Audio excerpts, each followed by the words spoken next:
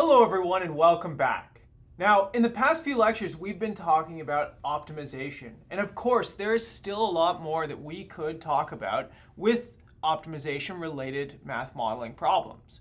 But we are now going to see ourselves transition more into analyzing dynamic models. So you may think about our previous optimization problems as sort of being static. There was no real change in time. We're looking for optimal inputs to maximize or minimize some kind of output. What we're going to transition to are dynamic models. These are models where the variables are changing and moving and flowing in time. And that means that we're going to use a whole different suite of tools in order to analyze these types of mathematical models. So a lot of things are going to be still based in calculus, just like our optimization problems. But now we're going to draw techniques from things like linear algebra as well. Now, we are going to start small and sort of slowly work ourselves outward in this massive theory of dynamical systems. And in particular, today we're going to focus on what are called steady states. These are solutions to differential equations that don't change in time. So this is going to transition us from the static optimization models to the dynamic models and allow us to look first at the static solutions to these dynamic models. So let me start with an example just so that we can see exactly what it is we'll be talking about. Let's go back to the falling goggles from the very first lecture. Remember, with the falling goggles, when I accounted for drag, I got myself a differential equation. This was the derivative of my velocity, that's my goggles falling downwards, is equal to, this was the force due to gravity, and then remember I put in some aerodynamic drag term into this thing. Okay, remember that c is a positive fixed constant. Same thing with alpha. Alpha typically lives between 0 and 4. Now for this, it's not going to matter what the exact values are. I just want to show you what I mean by steady states. Steady states or equilibria are static solutions. That means they don't change in time. So that means if they don't change in time, their time derivative is equal to 0. There is no dependence on time. They are constant solutions to differential equations. So that means that if I'm setting this equal to 0, now I get negative 9.806 plus c times the absolute value of v to the power of alpha is equal to 0. Now you can rearrange this thing, and you can see that v is equal to, in this case, negative 9.806 divided by c to the power of 1 over alpha. Okay, so the first thing is I dropped the absolute value. Again, we know that the goggles are falling downwards. This is how we set up the problem. So you can get rid of the absolute value by just putting this negative in front. That is the downward motion here. And you can see that this is going to work for any parameter value. But the question is, what does this mean in the context of our differential equation? Well, these types of steady states, they represent when the forces at play that are building this differential equation are in perfect balance. This is why we typically refer to steady states as equilibrium states. There's a balance. You are at equilibrium. Now in this case, this is a physics problem. We can really intuit what the equilibrium here is, what the balancing that's taking place is. First of all, if we think about how we built the differential equation, it came from the different forces acting on the goggles. If this is my goggles, I can sketch out a simple little free body diagram. And the first thing I have is gravity pulling me down. That is really what's causing the falling here. And this is at a constant acceleration. So negative 9.806. Again, the derivative of velocity is acceleration. That's why this is a constant right here. Now similarly, we have air resistance pulling us up. So we're only moving in a one-dimensional medium here. That's why we just have arrows pointing up and down. And this is air resistance. And this is coming in the form of a potentially measurable constant c in alpha times the absolute value of your velocity. That's why this is positive. It's acting in the opposite direction to gravity. And so what does this steady state represent? It represents the velocity at which these two accelerations are balanced out. Okay, so the acceleration due to gravity is completely balanced by the acceleration upwards due to the air resistance, meaning that my velocity remains constant for all time. There is no t in here anymore. This says that my velocity is stuck at this value. It never changes in time. That's what this means. So if my problem was initialized in such a way that I started at this value, it would just fall with a constant velocity, no acceleration whatsoever. Now, these steady states play important roles in how we understand dynamical systems. Actually, they're one of the most fundamental aspects of dynamical systems, and they are something that we are going to continue to work with as we work through dynamical systems. Now, let me give you a modeling problem where we can see the importance of these steady states. And we're going to take it from a biological model instead of a physical model, where it's a little bit harder to understand these forces that are acting on this, but it's still the same result. We're still looking for the balancing of the forces in this case and still looking for these equilibria. So here's the basic idea. Okay, so I'm going to imagine that I have a tract of forest, and I have two types of trees inside of this forest. I have what are called hardwood trees, so I'm going to call this H, so hardwood trees. And I'll assume I have softwood trees. I'll call this variable S. And in this tract of forest, these two things are living together, but there is a competition between them, okay? So typically, we want more of the hardwood trees. These things are a little bit more desirable, but they grow slower, okay? But they're much more durable. This is what we build timber out of, okay? So this is the desirability.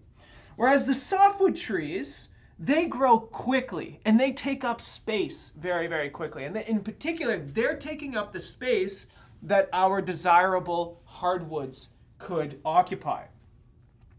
Now, they also consume the valuable resources in the area, things like water and soil.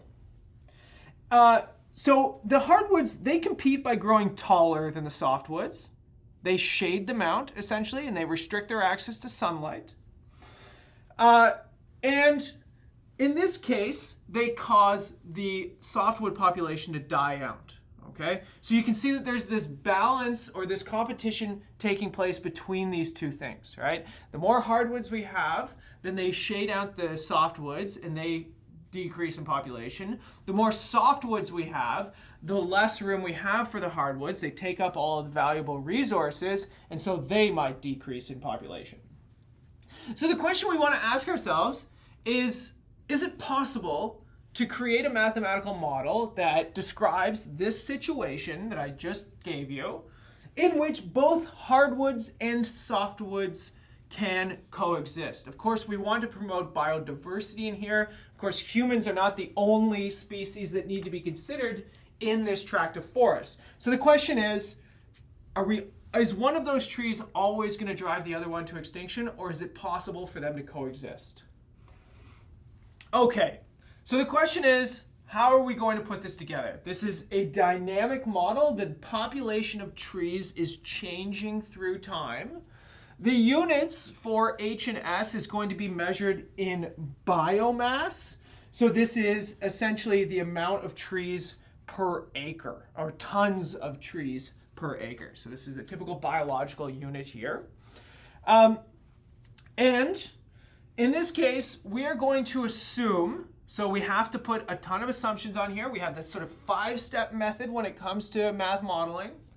We are going to assume that the hardwood and the softwood trees grow on their own according to this. So if I let P be just a dummy variable for population here, they are going to grow according to this model. It's a very, very, very simple model. This is what's known as the logistic growth model. And let's interrogate this, okay? So P could be either one of S or H, just to make this clear. Now, what does this say? Well, let's cover up this piece of it, and let's just look at R times P. G stands for growth. This tells me that the growth rate of each one of my softwood or hardwood populations will grow according to, or at a rate that is proportional to how many I already have, okay? So twice as many hardwood trees lead to twice as many saplings. Twice as many softwood trees lead to twice as many saplings. That is what this is saying. The population that you currently have, and you're going to increase by some proportion R. This is a growth rate. But of course, you only have finite area that you can expand into. There's only so many resources that you can consume. So eventually, it's possible that you have too many hardwood trees, too many softwood trees, and they start competing with themselves. They start consuming each other's resources, and this causes a slow death of some of those trees. That is what is captured by the second term. So this is minus. It means the growth is going down. Here we're having the simplest self-competition term. So we're saying the growth goes down proportional to the square of the number of trees here. And typically, we want R to be way smaller than A. Okay? You want the growth to be faster than the death in this case. Okay, so this is a very, very standard model that people use throughout the biological sciences. You can replace this term on the end with something slightly more complicated. You can replace the growth with something slightly more complicated. But for now, we're going to use this extremely simple model just to illustrate what we're interested in. Now, what we will do is we will have this growth function for both the populations, soft and hardwoods. But also we have to ask ourselves, what does competition look like between these things? So we know the competition between these trees is going to drive the population down. So it's going to look something very similar to what I have right here. I'm going to have a minus sign in front of it, and it's going to drive yourself down, and it should drive itself down in such a way that if I have more hardwoods, then I'm driving down the softwoods faster, right? They're consuming too many of the resources for the softwoods to grow up. And the same thing for the hardwoods. So in this case, what we could do is we could look at a competition function or a competition rate that might be, let's say, minus C, so decreasing the population at a constant proportional rate, and then S times H, okay? So your populations are being multiplied in here. This means it's at a rate that is proportional to the product of the number of trees here, okay? More H's means that you are driving down faster, and similarly, more S's means that you are driving down faster as well. So what I'm going to show you is how you can put these things together in one big dynamical model. So let's look at this dynamical model. Now these are all growth rates. These are all growth rates. Now the word rate should spark something in your mind. It should tell you that this is a derivative.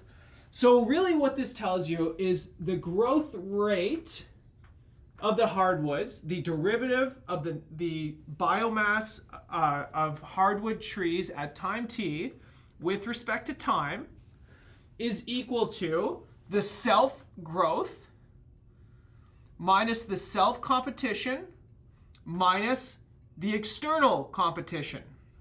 Okay, so let's write all this down.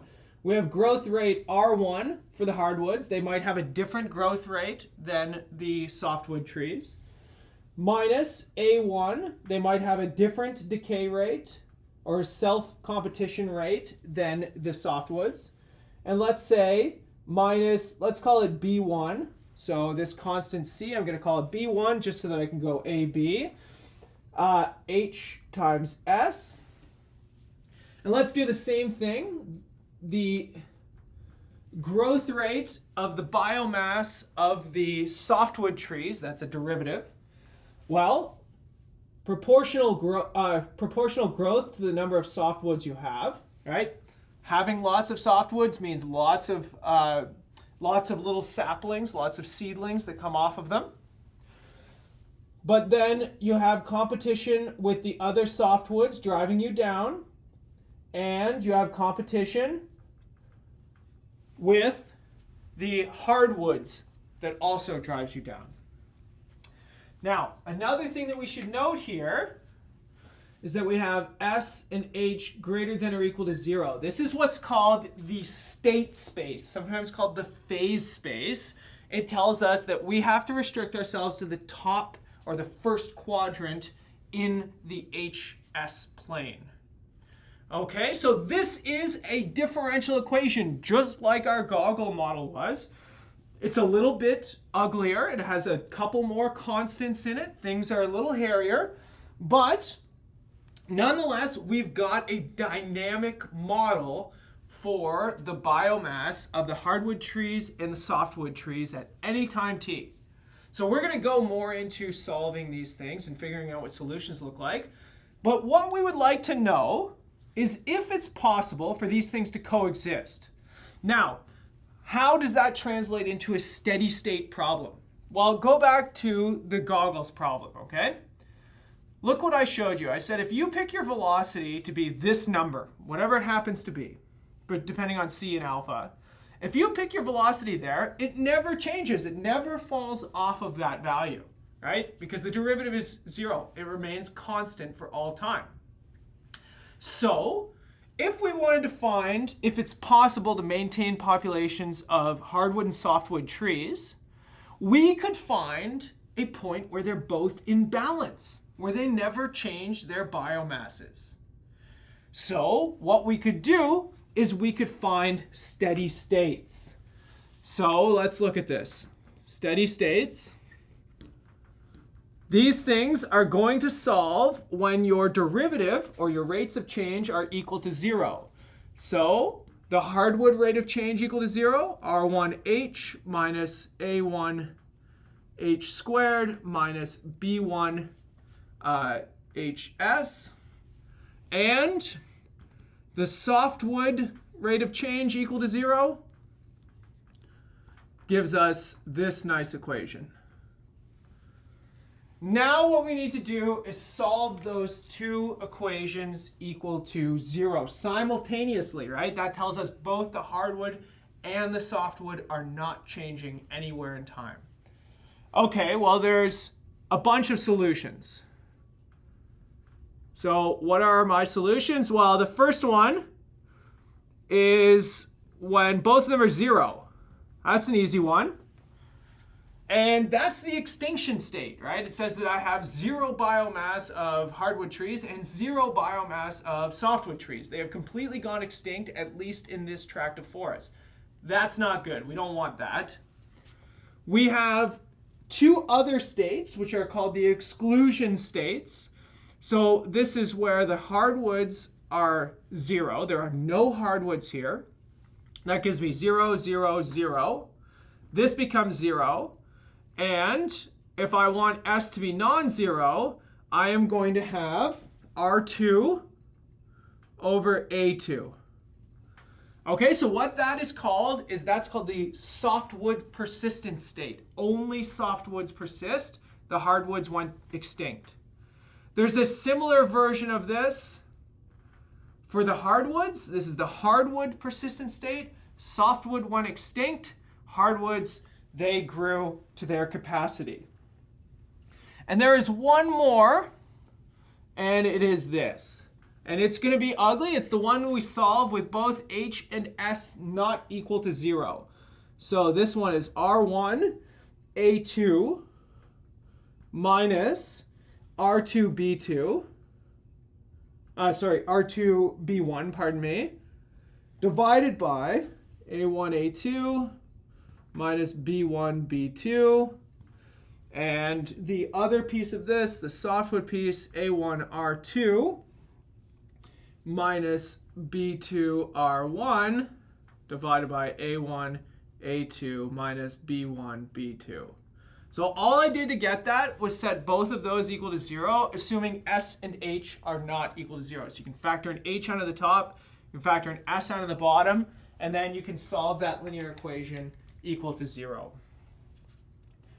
So the question is this thing in my state space? Is this even possible, this equilibrium, this steady state? Can we actually achieve this thing? Well, let's make some assumptions. Let's try and understand our model. Remember, I made the model so I can try and figure out what might be feasible or reasonable assumptions. Okay. Reasonable assumptions. Well, the first thing here is that the competition due to oneself, so A1 and A2, should be bigger than the competition due to the other tree. Okay, so you are competing more with yourself than you are with the other trees. That is a reasonable biological assumption here, right? The hardwoods, they all look for exactly the same amount of resources, all the same amount of water, the same amount of soil space, and so therefore they are having a larger effect on each other than they would be on the softwood trees, which might be looking at different proportions of each of the resources available. So this assumption says that A1 should be bigger than B1 and A2 should be bigger than B2. Hardwood's competition with itself should be stronger than its competition with the softwoods. Softwood's competition with itself should be stronger than the competition with the hardwoods. Putting these two things together gives me A1 times A2 is bigger than B1 times B2, which gives me A1 A2 minus B1 B2 is positive. That is exactly this denominator. So my denominator should be positive. That's a reasonable assumption that we can make if we were trying to understand this from a mathematical modeling perspective. So that's a check mark. Now we want to know if these values of s and h are in positive numbers. That means that we are going to check if the numerator is positive. Do not lose sight of what we are trying to do here. We are trying to find a point of balance in this system for which both hardwoods and softwoods can coexist peacefully.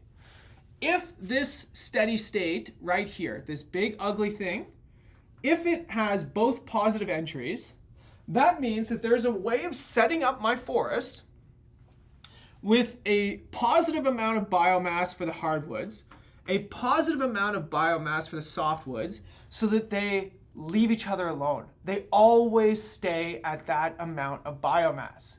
That means, since nothing is changing in time, because we've set the derivatives equal to 0, that we have found a point of harmony, and that the hardwoods and the softwoods are never going to go extinct on my tract of land. They are going to always stay in this balance or this equilibrium between each other. So the question is, what do we need? So what do we need? We need for, I'm going to call it balance, okay? And what I mean by this is that the existence of this state, right? We call this a coexistent state. That means that they are coexisting. There are two of these biomasses out there. If I rearrange this formula, I need this thing to be positive. The numerator here tells me that R2 over A2 should be smaller than R1 over B1. And R1 over A1 should be smaller than R2 over B2.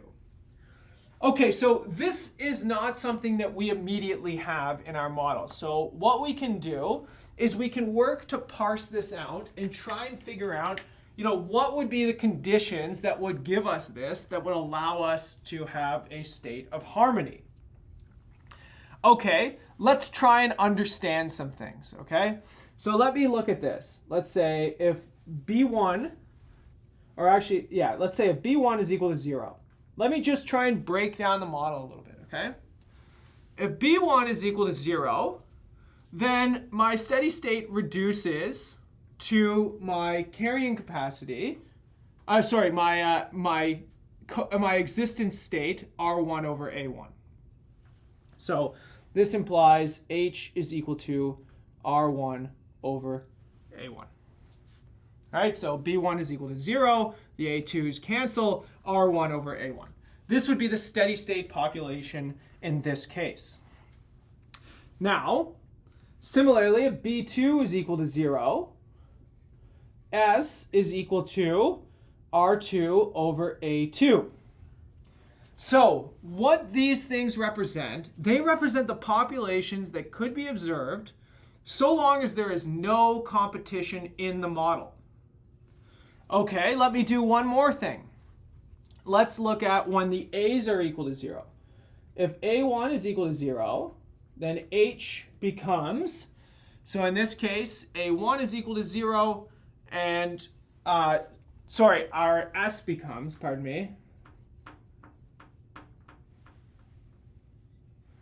S becomes R1 over B1. And if A2 is equal to 0, then H becomes R2 over B2. Okay, so let's try and parse out what these things are. This one right here, this means what would happen if there was no competition from either source, right? B1 equal to 0 means that the softwoods have no effect on the hardwoods. Same thing here, the hardwoods have no effect on the softwoods. This piece right here tells us that the hardwoods have no effect on themselves. And this case tells us that the softwoods have no effect on themselves. Okay? So, how can we put this information together? Well, this is essentially what the sustainable populations would be if they're in these limiting cases. So what does this information tell us? R1 over A1, that is when you have no competition in your model. R2 over B2 is when there is no self-competition with the hardwoods. So this tells us that for each of the tree, there's one point where growth will halt itself, right? That's these things that I'm showing you right here, due to either crowding from the trees, that is crowding from trees of the same type, or from competition with the other tree. And essentially, you have these critical thresholds that need to be met in order to guarantee that that you can have coexistence. So in this case, R2 over A2, this represents the level of hardwood population that is necessary to put an end to the growth of the hardwoods themselves. Okay? And similarly, R1 over A1 is the population of the softwoods that is necessary to put an end to the growth of the hardwoods, right? Because the hardwoods are not limiting themselves.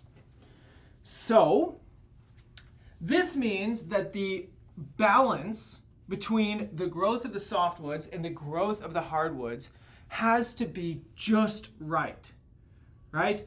This is what would happen if there was no competition of hardwoods, okay? This is what we would grow to. And this is what would happen if there was no competition for the softwoods, and this is how the softwoods would limit the growth of the hardwoods. That's what this is telling us, right? So there's a very, very complex balance that needs to be struck here. And there is no guarantee that these conditions are true. And if these conditions are not true, that tells us that there is no coexistent state, and that tells us that there is no, potentially there is no way of maintaining a balance or an order in this equation. Now, alternatively, if these conditions are actually met, then we can guarantee that there is a coexistent state right there. And that means that if I set up my forests in such a way that I'm at this coexistent state, right? You can fill in R1, R2, A1, A2, B2, B1, so on and so forth. You can get these numbers. You can set it up with the biomasses just right.